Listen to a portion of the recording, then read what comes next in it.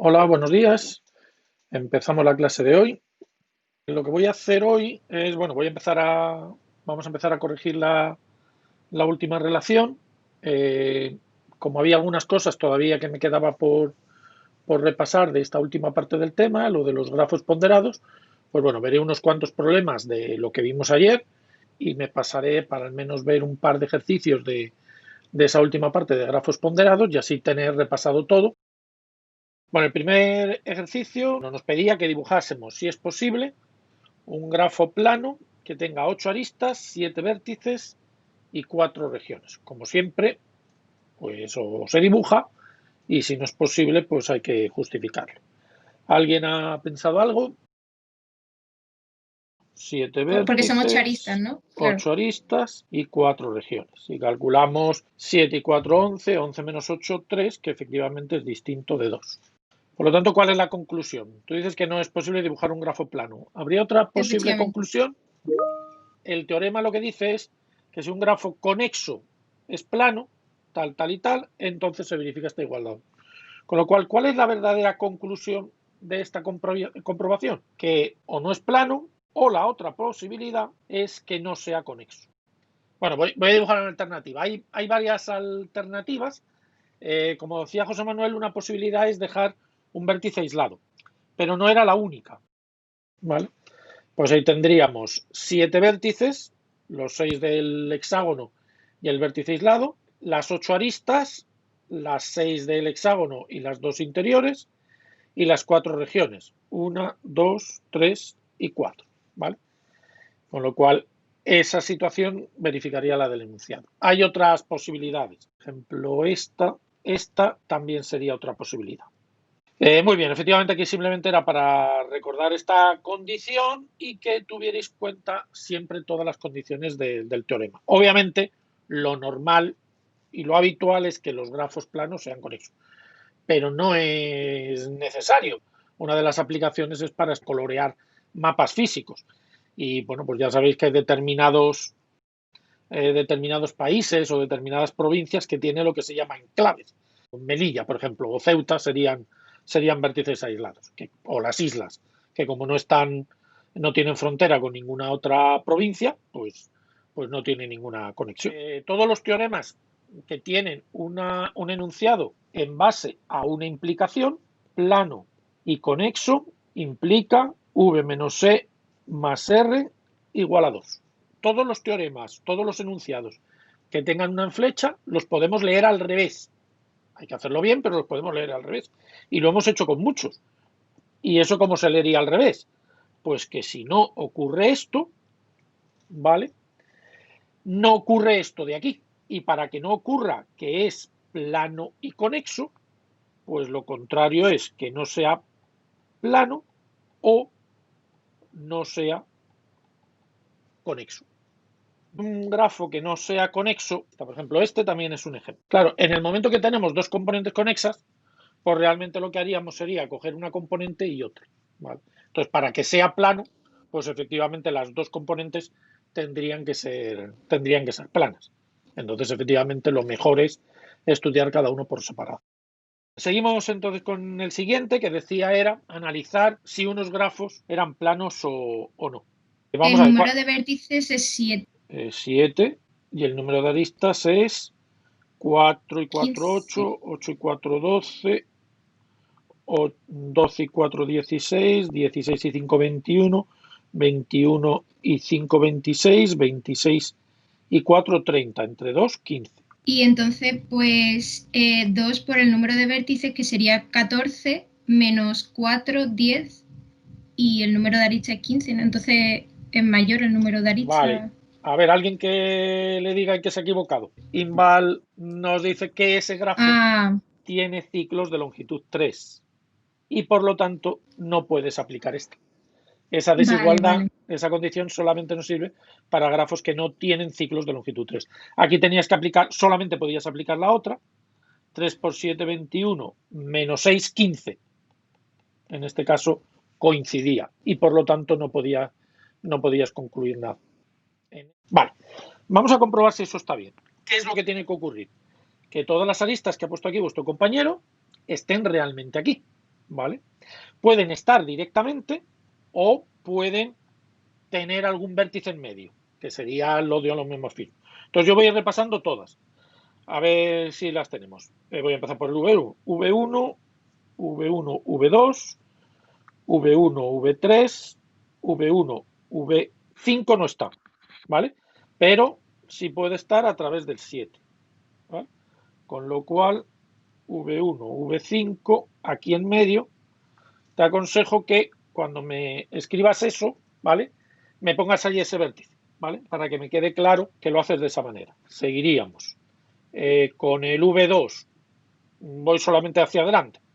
V3, V2, V3, a V5, a V6. ¿Y cómo vamos a V6? A través de V4. Con lo cual aquí tenemos que poner en V2, V6,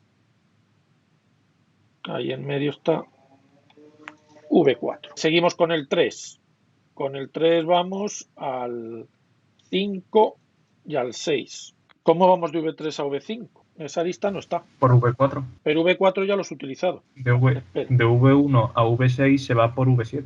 Pero V7 ya lo habías utilizado para V1 a V5, has utilizado V7. Solamente, date cuenta que cuando lo dibujes de esta manera, los vértices solamente pueden aparecer una vez. Entonces, si yo aquí ya he puesto V7 entre V1 y V5, el vértice V7 está aquí y el V4 está aquí. Con lo cual ahora, si quieres utilizarlo para V3, V5, si yo aquí pusiera V4, estaría poniendo el vértice V4 dos veces. Eso no tiene sentido. Esta fue la que me envió ayer vuestro compañero Ignacio. Es posiblemente la más sencilla, porque en este caso, quitando simplemente el vértice V6, ya obteníamos K33. No nos queda directamente, me refiero que ya nos queda contenido como subgrafo K33 sin necesidad de puentear ninguna arista. ¿Vale? Lo que hacemos es quitar este vértice, con lo cual ni esta arista, ni esta arista, ni esta arista, ni esta arista está. Entonces vamos a comprobar que todas las aristas que aparecen en este K33 que vuestro compañero ha dibujado, pues están en el grafo. Este sería el 1.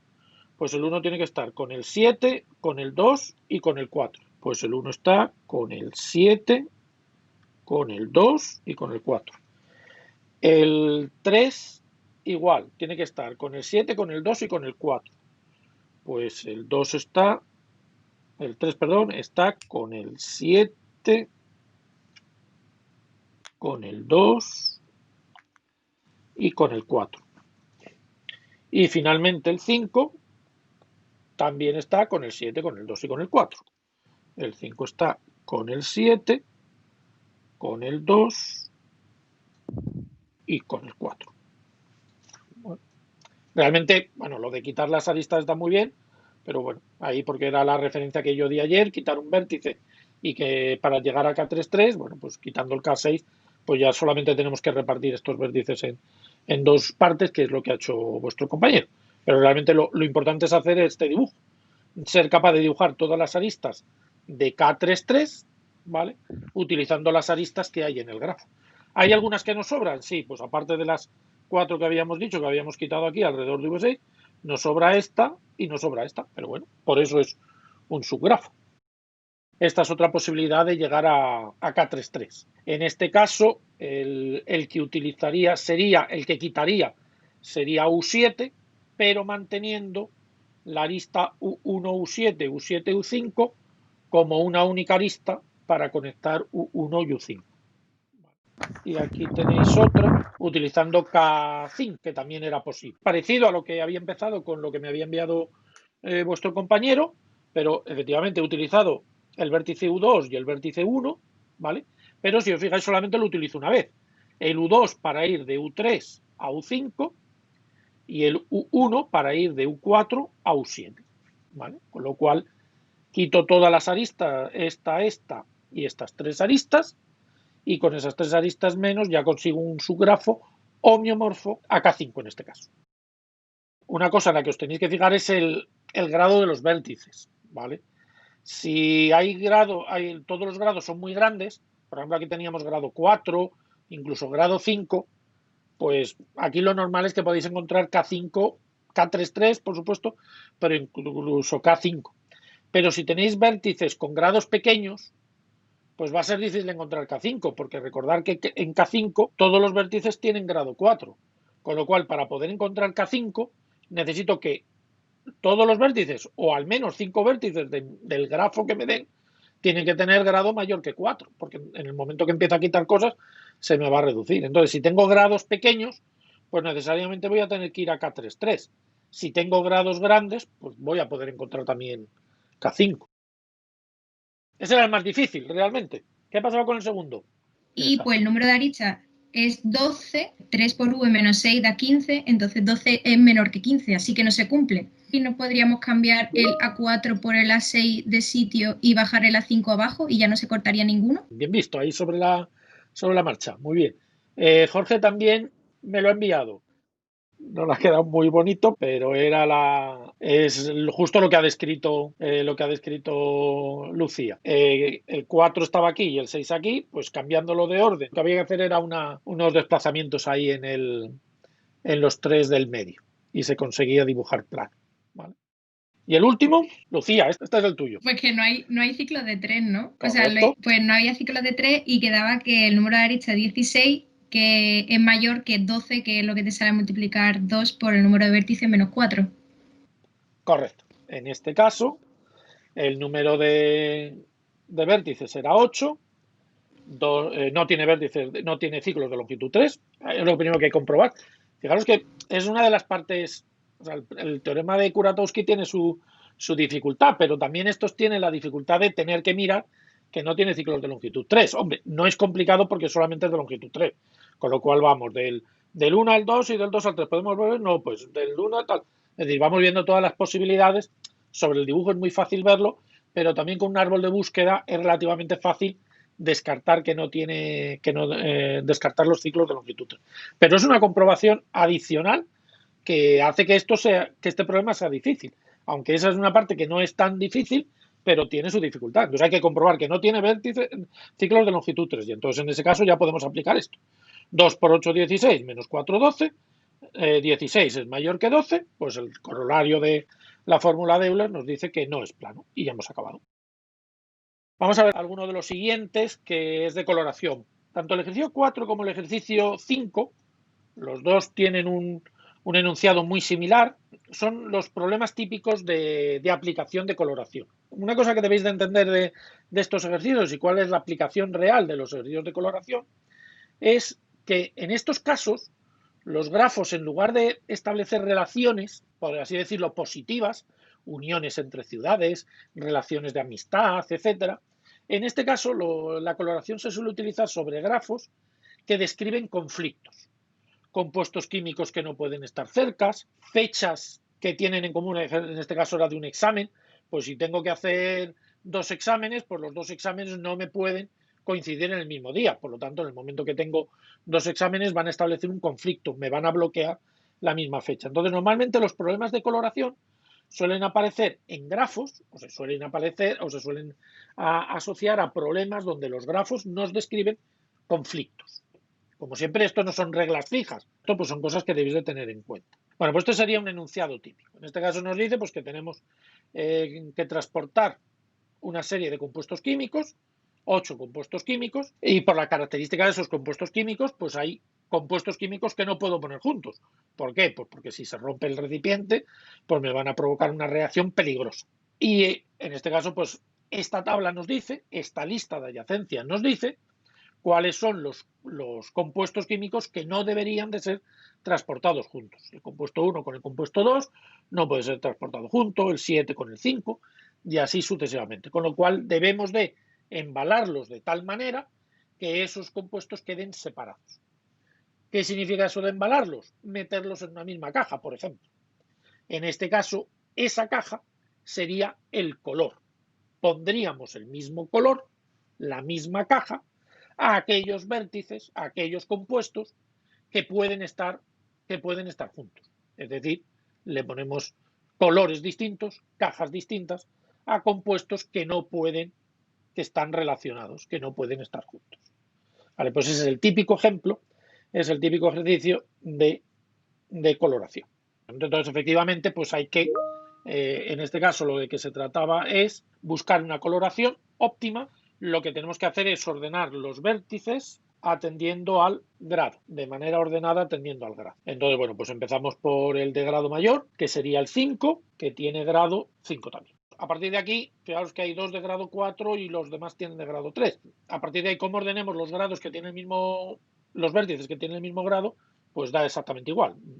A priori no sabemos cuál va a ser el mejor. Entonces, pues por ejemplo, pongo el vértice 2, que tiene grado 4, el vértice 8, que tiene grado 4, y luego el vértice 1, que tiene grado 3, el vértice 3, que tiene grado 3, el vértice 4, que tiene grado 3, el vértice 6, que tiene grado 3, y el vértice 7, que también tiene grado 3. ¿Vale? ¿Y ahora qué es lo que vamos haciendo? Pues ya vamos asignando colores. Y empezamos asignando un color al vértice mayor grado. Pues, por ejemplo, le vamos a asociar al vértice 5 el color rojo. ¿Qué es lo que hago entonces? Empiezo a ver a qué vértices le puedo asociar el mismo color porque no sean adyacentes con el 5. Entonces, por ejemplo, ¿el 5 es adyacente con el 2? Sí, no me lo puedo poner. ¿El 5 es adyacente con el 8? Sí, no lo puedo poner. ¿El 5 es adyacente con el 1? No. Por lo tanto, al 1 le puedo asociar el color rojo, porque el 1 no es adyacente con el 5. ¿Vale? Ahora continúo. El 3. Fijaos que aquí un error que suele ocurrir es mirar solamente el 5. ¿El 3 es adyacente con el 5? No. Pues lo pongo rojo. No. Tengo que, en la coloración la tengo que poner coherente no solo con el primer vértice, sino con todos los vértices que ya he coloreado. Entonces, ¿qué le pasa al 3? Que es adyacente con el 1, por lo tanto no le puedo poner el rojo. El 4 es adyacente con el 1 y con el 5, pues peor todavía. El 6 es adyacente con el 5, no le puedo poner el color rojo. Y finalmente el 7 es adyacente con el 5, no le puedo poner el color rojo. Con lo cual, efectivamente, el primer color se lo pongo al 5 y al 1. Con lo cual pasamos al siguiente color. Pues, por ejemplo, el verde. Al 2. Ahora ya solamente tengo que colorear pues, los que me quedan sin colorear. Entonces ya solamente voy comprobando los que me quedan. El 8. ¿Es adyacente con el 2? Sí. Pues no lo puedo poner el verde. ¿El 3 es adyacente con el 2? No. Por lo tanto, al 3 sí que le puedo poner el color verde. Y ahora sigo. Ahora el 4 tengo que mirar si es adyacente con el 3 y con el 2. ¿El 4 es adyacente con el 3 o con el 2? Sí. Por lo tanto, no le puedo poner color verde. El 6 es adyacente con el 2, no puedo. Y el 7 es adyacente con el 3, no puedo. Con lo cual, no puedo ya poner el color verde en otro sitio. Pues vamos con el azul. Al 8 le voy a poner el color azul. ¿El 4 es adyacente con el 8? No. Por lo tanto, le puedo poner el color azul. ¿El 6 es adyacente con el 8 o con el 4? Sí, por lo tanto no le puedo poner el color azul. ¿Y el 7 es adyacente con el 8 o con el 4? Sí, es adyacente con el 8. Por lo tanto no le puedo poner el color azul. ¿Vale? Con lo cual tengo que recurrir a un cuarto color. En esta coloración. Al 6 le pongo el color gris y como el 6 y el 7 no están relacionados, le puedo poner el color gris. Con lo cual, con esta coloración me han salido 4 colores. Recuerdo que aquí no hemos terminado. Ahora tenemos que comprobar si puede haber menos colores. Entonces, ¿qué es lo que hacemos? Básicamente intentar encontrar si dentro del grafo está K4. Porque si dentro está K4, pues ya tendríamos obligatoriamente que tener 4 colores. Y aquí la pregunta es, ¿y cómo encuentro yo ahora aquí K4? Una manera es dibujarlo y realmente en el dibujo es relativamente fácil encontrar K4 porque lo que buscaríamos sería un cuadrado con las 2 diagonales dentro. Pero el primer intento sería mirar precisamente vértices de los que tengo aquí. Es decir, si K4, si tengo 4 colores y K4 me bloquea los 4 colores, pues oye, vamos a mirar a ver si, por ejemplo, el 5, el 2, el 8 y el 6, o el 5, el 2, el 8 y el 7, o el 2, el 8, el 3 y el 7, si alguno de 4 vértices cogidos de aquí con 4 colores distintos me forman K4. Obviamente no tiene sentido que busque K4 cogiendo el 2 y el 3 como parte de ese K4. ¿Por qué? Porque el K y el 3 ya sé que les he puesto el mismo color, ya no van a estar conectados. Por lo tanto, hombre, si voy un poquito con intención, utilizo lo que acabo de hacer para ver si entre 4 vértices con colores distintos de aquí dentro me forman K4. Pues vamos a comprobar el 2, el 5, el 6 y el 8, que le he puesto colores distintos, 2, 5, 6 y 8, que tienen los 4 colores distintos, forman K4. ¿Qué es lo que tiene que ocurrir para que 2, 5, 6 y 8 en ese grafo vea yo que forman K4? Pues que en la columna del 2 está el 5, el 6 y el 8, en la columna del 2 está el 2, el 6 y el 8, y así sucesivamente. Es decir, que estos 4 vértices están todos relacionados con todos. Y efectivamente, 2, 5, 6 y 8, 2, 5, 6 y 8, 2, 5, 6 y 8, 2, 5, 6 y 8. Con lo cual, efectivamente, los vértices 2, 5, 6 y 8 forman un subgrafo isomorfo a K4. K4 es un subgrafo del grafo y por lo tanto el número mínimo de colores es 4. Con esta coloración, lo que hemos demostrado con la primera coloración es que el índice cromático, el número cromático de ese grafo, es menor o igual que 4, puesto que hemos encontrado una coloración con 4 colores. Y al encontrar K4 aquí dentro, ¿qué es lo que hemos demostrado? Que el índice cromático tiene que ser mayor o igual que 4, porque una parte del grafo ya necesita 4 colores. ¿Cuál es la conclusión? Si el número cromático es menor que 4 y mayor que 4, necesariamente el número cromático es igual a 4, y esa es la solución. En otro caso, hay que buscar otra cosa. ¿Qué hubiera ocurrido si tengo una coloración de 4 colores y no soy capaz de encontrar K4? Si yo me pongo a buscar K4, lo normal es que en algún momento me encuentre y tengo ya 4 colores, pues ni K4, ni K5, ni K6 van a estar. ¿Cuál puede ser el siguiente intento? Buscar K3. ¿Vale? Que me lo puedo encontrar fácilmente si busco K4. ¿Vale? Lo que decía antes, en el dibujo, ¿vale? Pues K4 sería eso. K3 sería cualquier ciclo. ¿Qué es lo que podríamos hacer como siguiente intento? Buscar un grafo K3 y a partir de ahí dar una coloración, intentar buscar una coloración con 3 colores. K3 nos daría los 3 colores y a partir de ahí vemos si esa coloración nos lo da. Eso sería para hacerlo a mano, ¿vale? Algorítmicamente, ¿qué es lo que habría que hacer? Pues probar otras reordenaciones. Es decir, bueno, ¿y qué pasa si en lugar de darle primero a 2 y luego a 8 le doy a 8 y luego a 2? ¿Qué pasa si en lugar de ordenar 1, 3, 4, 6, 7 ordeno de otra manera? Es decir, hacer permutaciones dentro de los vértices con el mismo grado para ver si eso me da una coloración óptima, ¿vale? Yo intentaría por aquí, ¿vale? Yo intentaría por aquí. Fijarme en cualquier ciclo de longitud 3 y a partir de ahí colorear. Básicamente, recuerdo que un árbol es un grafo simple, con lo cual la formulita de Euler, esto me gusta insistirlo muchas veces, porque algunas veces hemos puesto ejercicios sobre árboles en el que hay que utilizar esto y no os acordáis de que también podéis utilizar esa formulita. Y la fórmula propia de árboles con raíz, que es esa que aparece ahí, que es la relación entre la aridad de un árbol, el número de vértices internos y el número total de vértices. Esto para el completo.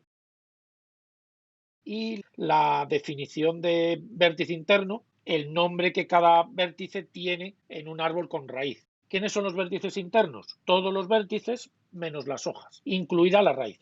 Y las hojas son las hojas que no tienen hijos. Entonces, en un árbol, ¿qué tenemos? Por un lado, que el número de hojas más el número de vértices es el número total de vértices. Y por otro lado, si el árbol es completo, la relación que hay entre vértices, aridad y número de vértices internos. ¿Cuál es el grado de este vértice? ¿Cuál es el grado de B? 4, correcto. 3 es el número de hijos, 4 es el grado. Cuidado con eso.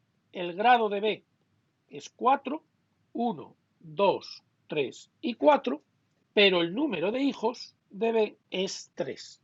Entonces no hay que confundir el grado con el número de hijos. Cuidado con eso. La aridad es el número máximo de hijos que tienen los vértices. En este caso hay un vértice con 3 hijos. Por lo tanto, la aridad del árbol es 3. aquí también tenemos un vértice con 3 hijos, por lo tanto la aridad también está. Hay vértices con 2 hijos y vértices con un hijo, pero el máximo es 3. Por lo tanto, estos serían árboles ternarios. ¿Y qué aporta lo de completo? No solamente ese sea el máximo, sino que todos los vértices que tienen hijos, naturalmente, las hojas no tienen hijos, todos los vértices que tengan hijos tienen ese número de vértices, 3, 3 y 3. Por lo tanto, eso sería un árbol ternario completo. Mientras que este sería un árbol de aridad 3, pero no es completo. ¿Por qué? Porque hay vértices que tienen un único hijo y vértices que tienen 2 hijos. Bueno, pues en este ejemplo nos dice que es un árbol ternario completo. Sabemos que tiene 817 hojas y queremos saber el número de vértices internos. Básicamente es hacer un sistema de ecuaciones. Las dos formulillas que acabo de mencionar. El número total de vértices es vértices internos más hojas, y como estamos en un ternario, 3 veces el número de vértices internos más 1 es el número de vértices.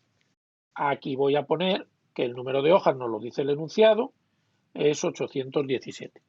Pues como veis, nos ha quedado un sistema de 2 ecuaciones con 2 incógnitas, el número total de vértices y el número de vértices internos. Conclusión, resolvemos el sistema de ecuaciones y ya tenemos la solución. Bueno, en este caso pues basta simplemente restar a la de abajo, le resto la de arriba y me queda 0 igual a 2i menos 816, con lo cual i es igual a 816 dividido por 2, 408, ¿vale? Y por supuesto también podéis sacar el número de vértices totales, ¿vale? Bueno, una cosa que suele surgir aquí de duda, y no dependerá de cómo lo dibuje, esto es un árbol ternario completo, ¿vale? Con 1, 2 y 3 vértices internos. Pero esto también es un árbol ternario completo con 3 vértices internos. Bueno, estos son 2 ejemplos muy pequeñitos. Aquí podemos contar y vemos que los dos tienen exactamente el mismo número de vértices y el mismo número de hojas. ¿Qué es lo que va a depender? Pues un poco como nos estaba observando José Manuel, va a depender de la altura. Este tiene 1, 2 y 3 niveles y este solo tiene 2 niveles. Pero el número de vértices de un tipo o de otro va a ser siempre el mismo, ¿vale? Es la forma de pasar de la representación de fórmulas en forma de árbol y en forma de orden previo y orden posterior. Fijaros que esta expresión, que sería una expresión aritmética, no tiene paréntesis. Eso lo podemos hacer porque cada operador se sabe exactamente qué número de operandos tiene. Entonces el producto es un operador binario, va a operar a 2 elementos. La diferencia es un operador binario, opera a 2 elementos, lo mismo la división y lo mismo la suma. Entonces, si sabemos que cada operador es binario, podemos prescindir de paréntesis, simplemente ordenando adecuadamente los operandos y los operadores. Eso lo podemos hacer con árboles, que es lo que nos dice precisamente este ejercicio.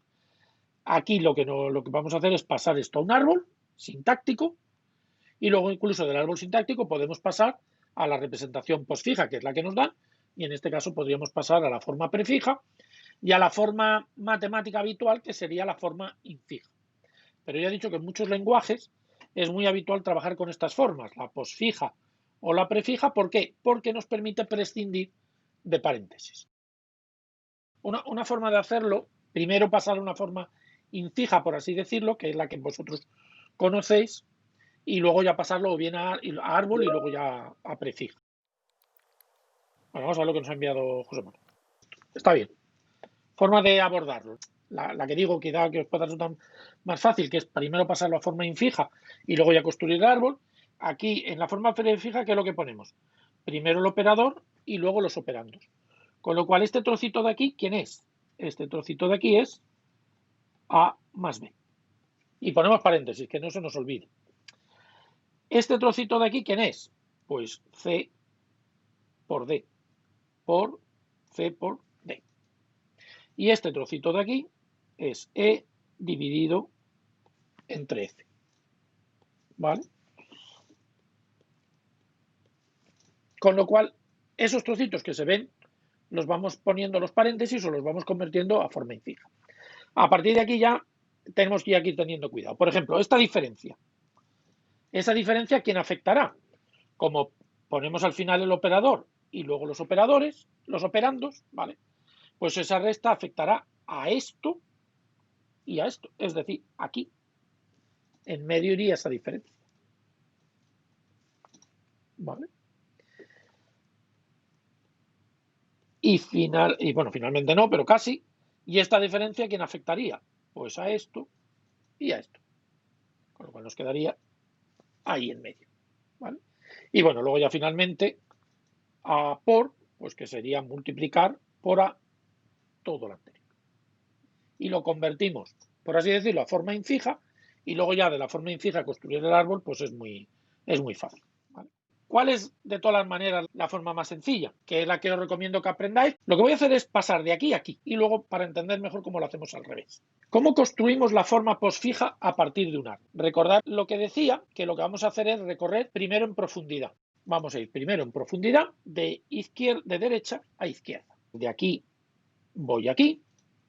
Como no puedo seguir hacia abajo, vuelvo hacia arriba y sigo hacia abajo por donde lo había dejado. Es decir, por aquí. Siempre que pueda ir hacia abajo, voy abajo. Y en este caso, siempre voy lo más a la derecha posible. ¿Vale? Volver de derecha a izquierda es cuando suba. Con lo cual, si sigo primero en profundidad, ¿a dónde iría? Aquí. Y después, ¿a dónde iría? Aquí. Y después, ¿a dónde iría? Aquí. Cuando no puedo seguir hacia abajo, vuelvo hacia arriba. Y vuelvo otra vez hacia abajo. En el momento que pueda ir hacia abajo, vuelvo hacia abajo. Que no puedo seguir hacia abajo, vuelvo hacia arriba. Vuelvo hacia arriba todo lo que pueda, hasta que pueda volver a bajar. Aquí ya puedo volver a bajar. Con lo cual voy hacia abajo. Como no puedo seguir hacia abajo, vuelvo hacia arriba. Vuelvo a bajar, vuelvo a subir. Y ahí ya terminamos. Eso es un recorrido primero en profundidad, yendo primero más a la derecha y luego hacia arriba. Pues vamos a ir viendo los operadores que me he ido dejando en el camino para que veáis que justamente nos sale esta lista. Asterisco, A, resta, división, F, E, asterisco, D, C, subo hacia arriba, vuelvo a bajar, ya me encuentro con este que era una suma. Suma, B y A. Cuando recorro esta línea naranja que he dibujado aquí, justo me voy encontrando con esto. Posfijo significa, aquí sí, que voy de derecha a izquierda. ¿Cómo hago eso al revés? ¿Cómo paso de aquí al árbol? Pues con la misma filosofía.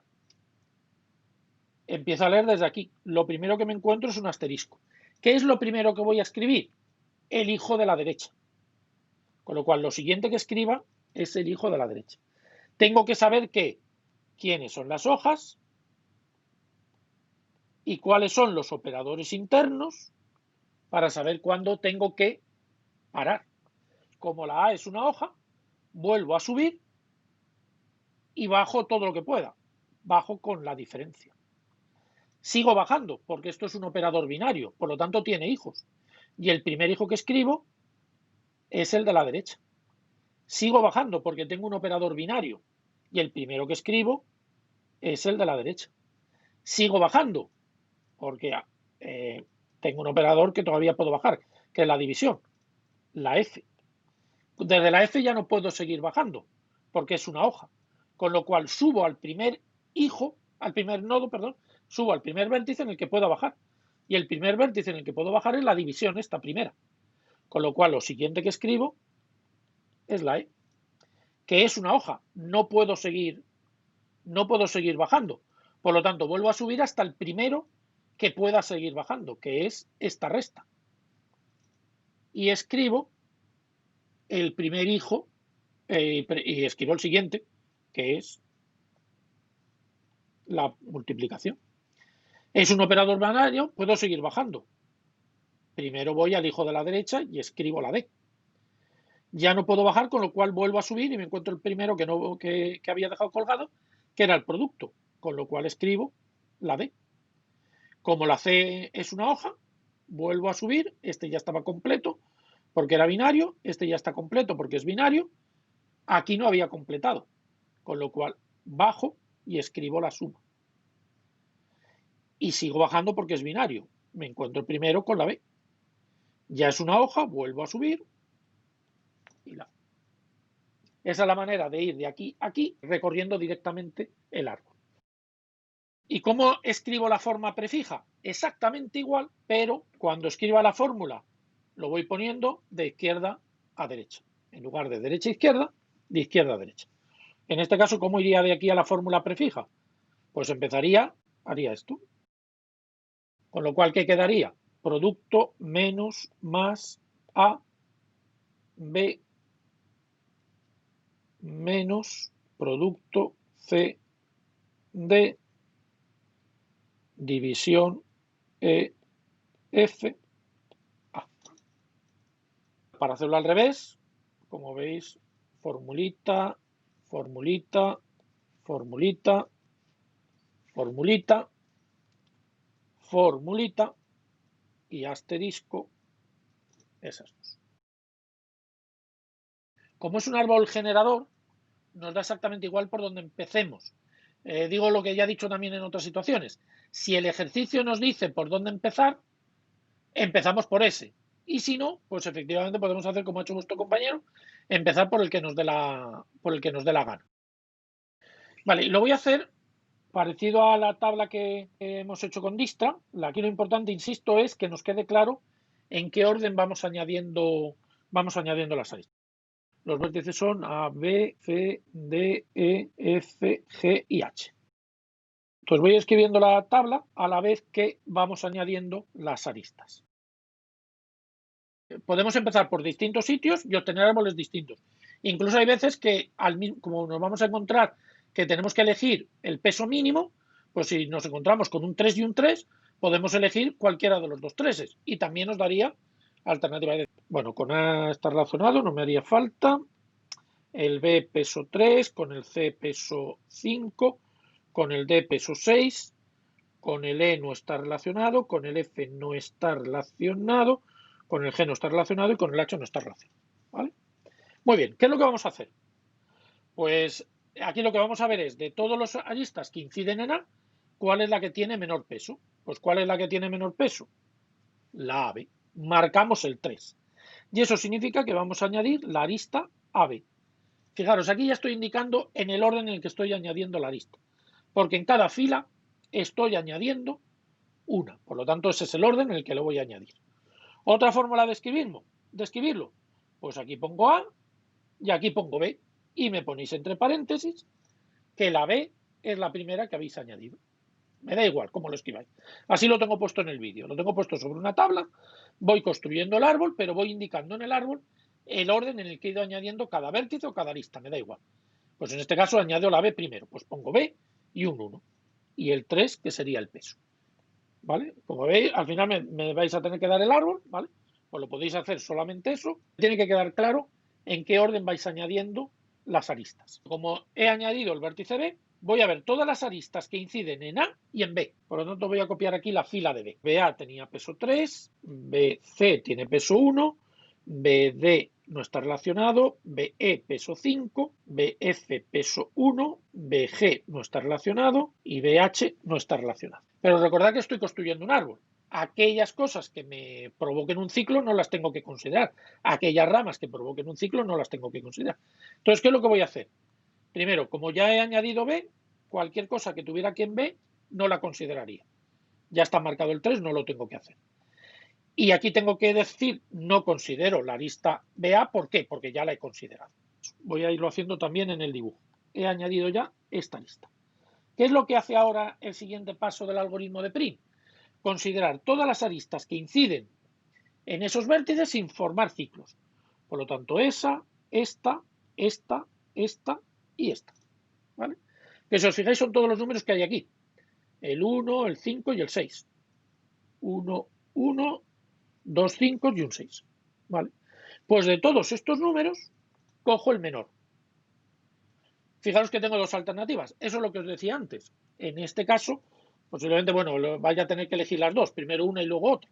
Pero ahora mismo elijo una de las dos. Pues, por ejemplo, elijo esta. Es decir, de todas las posibilidades, he elegido la BC. Es decir, esta. Voy a seguir haciéndolo en la tabla. Pues ahora ya añado el C. Y voy a escribir la fila de la matriz del C. Pues el C con el A 6, el C con el B era 1, el C con el C nada, el C con el D 2, el C con el E nada, el C con el F 2, el C con el G nada y el C con el H nada. Y ahora vamos con este paso. Como acabo de añadir el C, ¿qué aristas ya no tengo que considerar? Pues voy a tachar en toda la columna del C todas las aristas que me quedaran por considerar. Concretamente la CA. ¿Por qué? Porque la CA me provoca un ciclo. Por eso tengo que tachar en toda la columna del C todos los números que me quedaran por considerar. Ese AC ya no lo voy a considerar. Y en la fila del C voy a considerar todo, voy a tachar todos los vértices que ya hubiera considerado. ¿Por qué? Porque si añado ese, provoco un ciclo. Por lo tanto, ¿cuál tengo que tachar? La columna del A y la columna del B. Esos numeritos que me quedan sin tachar son las aristas que todavía puedo seguir añadiendo. Si lo miramos en el dibujo, ¿cuáles podría seguir considerando? Esta, esta, esta, esta o esta. Son los numeritos que me quedan aquí sin tachar ni elegir. El 6, el 2, otro 2, el 1 y el 5.